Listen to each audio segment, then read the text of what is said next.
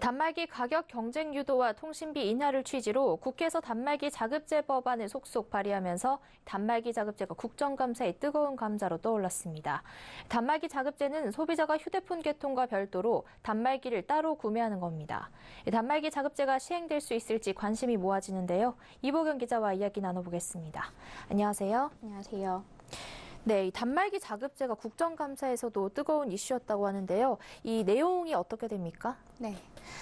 현재는 통신사가 단말기 판매와 핸드폰 개통 업무를 같이 하고 있죠. 그런데 이 단말기 자급제가 도입되게 되면 이 제조사와 하이마트와 같은 대형 유통점들이 휴대폰을 판매하고 또 휴대폰 개통 업무만 통신사가 맡도록 분리하는 겁니다.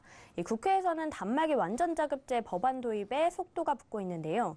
이 김성태 자유한국당 의원과 박홍근 더불어민주당 의원이 법안을 발의한 데 이어서 이 김성수 더불어민주당 의원도 조만간 관련 법안을 발의할 것이라고 밝히면서 단말기 자급제는 이번 국감의 뜨거운 감자였습니다. 이 완전 자급제가 시행되게 되면 소비자들이 온라인에서 가격 비교를 통해서 저렴한 단말기를 구매하는 방식이 확산될 거고 또 유심칩 교체를 통해서 언제든지 통신사를 변경할 수 있기 때문에 자신에 맞는 합리적인 요금제를 선택하기도 훨씬 쉬워질 거란 겁니다. 따라서 단말기 가격과 요금제 모두 저렴해질 수 있다는 겁니다. 네, 우선 정치권에서는 여야 할 것 없이 찬성 의견을 내고 있다는 건데요. 정부의 입장은 어떻습니까? 네.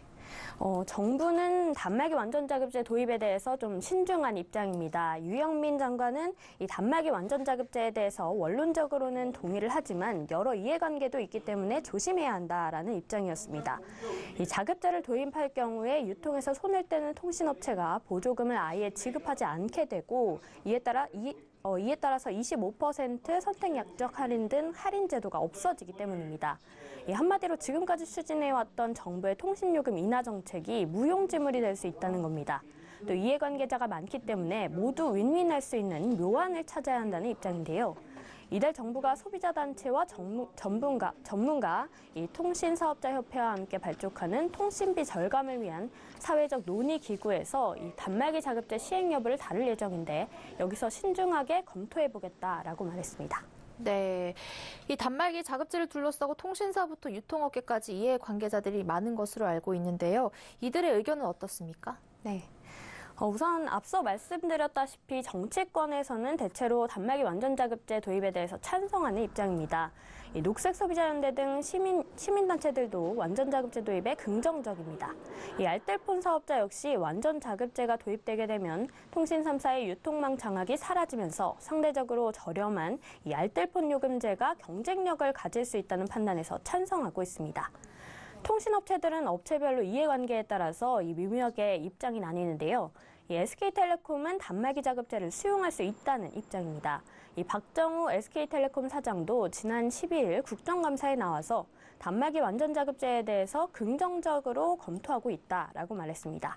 반면에 2, 3위 업체인 KT와 LG유플러스는 자급제 도입에 신중한 입장인데요.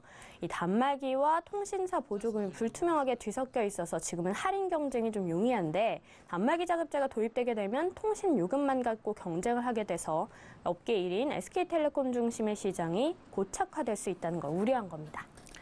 네, 어쨌든 정치권이나 시민단체 통신사들은 대체로 긍정적인 입장으로 보여지는데요. 유통 판매점의 입장은 어떻습니까? 네.